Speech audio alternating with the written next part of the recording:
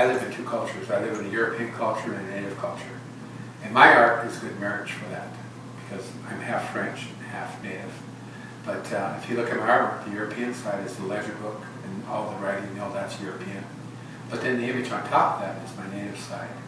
And together they make a real beautiful statement. You know, they are history. Yeah. And so I think that's a cool way of presenting my art, especially for me as an individual. Right. So not denying either heritage, No. but a perfect melding of both.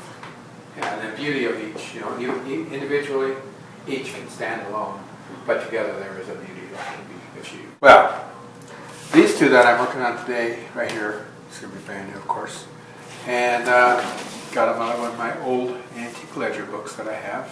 Where do you find an old antique ledger book? Do you just go around to like old bookstores, or do you have friends that collect them, or?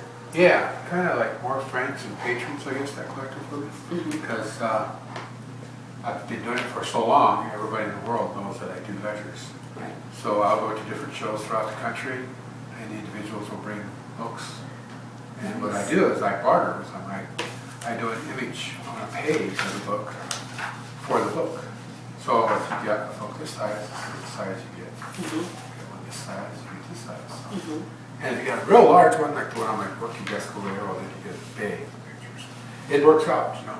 Is there a preferred size, or you just like the ledger paper regardless? Yeah, I like the ledger paper regardless. The dates are important to me. Like this one's like 1876 or something. Yeah, 1896. And the quality of the paper is very important. And the other thing is that it's all written on, and then that gives kind of credibility to the piece. Sure. This is probably a shopkeeper, and they also have the name of the individual at the top of the piece, you know. So this was his account for maybe a year or 2 years running. And each one of my drawings too are fresh. Every time I draw a drawing, I take a piece of ledger paper. I mean, I do it on a separate piece of paper, and then I use transfer paper, pick up those lines, and then I turn it over and I redraw it again, and that's how I compose those drawings onto my ledger paper. So that saves the faces of paper itself. It's never erased hardly. If it is, it's very lightly erased, and then I put all my blacks on first, and then I go to my colors.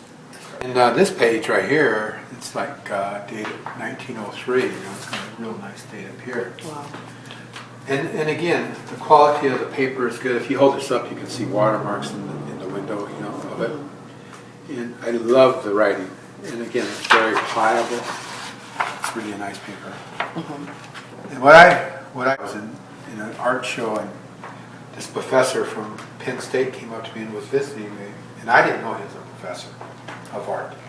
And he says, "You know why your colors are so brilliant?" And I said, "No, I really don't." And he says, "Well," he says, "when they make this paper, this is a very high grade of paper, a quality book, and it's usually leather bound."